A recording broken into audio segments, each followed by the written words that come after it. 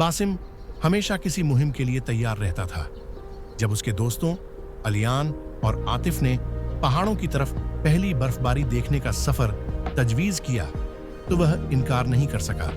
3 दोस्तों का यह ग्रुप अपने बैग पैक करके एक सर्दियों की सुबह सुबह निकल पड़े। पहाड़ों का सफर हंसी और संगीत से भरा हुआ था। वे टेढ़े मेढ़े रास्तों से गुजरते हुए चले, शहर की भीड़भाड़ से दूर, बर्फ से ढके हुए खामोश पहाड़ों की तरफ। जैसे जैसे वे ऊपर चढ़ते गए, हवा ठंडी होती गई और पहली बर्फ देखने की बेचैनी उनके दिलों में तेज होती गई। जब तक वे अपनी मंजिल पर पहुंचे, सूरज ढल रहा था, जो बर्फ से ढकी चोटियों पर एक सुनहरा रंग डाल रहा था। उन्होंने एक आरामदायक केबिन में चेक इन किया, जिसकी लकड़ी की दीवारें और जलती हुई आग उनका गर्म स्वागत कर रही थी। थोड़ा आराम करने के बाद उन्होंने आसपास का इलाका दरियाफ्त करने का फैसला किया।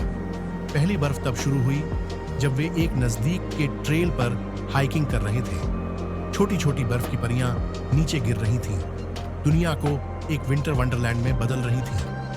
बासिम और उसके दोस्त अपनी खुशी को रोक नहीं पाए। उन्होंने बर्फ के गोले मारे, बर्फ की तितलियां बनाई और एक स्नोमैन बनाने की कोशिश की, जो आखिर में एक टेढ़ा मेढ़ा स्नो क्रीचर बन गया। रात होते ही वे केबिन वापस आए। उनके गाल ठंड से लाल हो गए थे। उन्होंने फायरप्लेस के आसपास बैठकर गर्म चॉकलेट पी और कहानियां शेयर की। आग की गर्मी और दोस्तों का साथ शाम को बेहतरीन बना रहा था। अगले दिन वे सुबह जल्दी उठे ताकि निकलता सूरज देख सकें।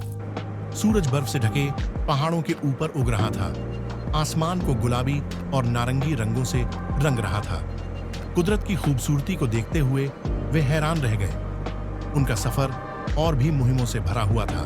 स्लोप्स पर स्लेडिंग, बर्फ से लदे जंगलों में हाइकिंग और कुछ और मुसाफिरों के साथ एक अचानक से बर्फ की जंग। हर लम्हा एक याद बन रहा था। जब उनका सफर खत्म होने को आया तो बासिम को एक इत्मीनान का एहसास हुआ। पहाड़ों ने उन्हें सिर्फ बर्फ ही नहीं दी थी, बल्कि दोस्तों का खुशगवार साथ और कुदरत की खूबसूरती का अनमोल तजुर्बा भी दिया था। यह बर्फीली मुहिम एक ऐसी याद थी जो वे हमेशा के लिए संजो कर रखेंगे।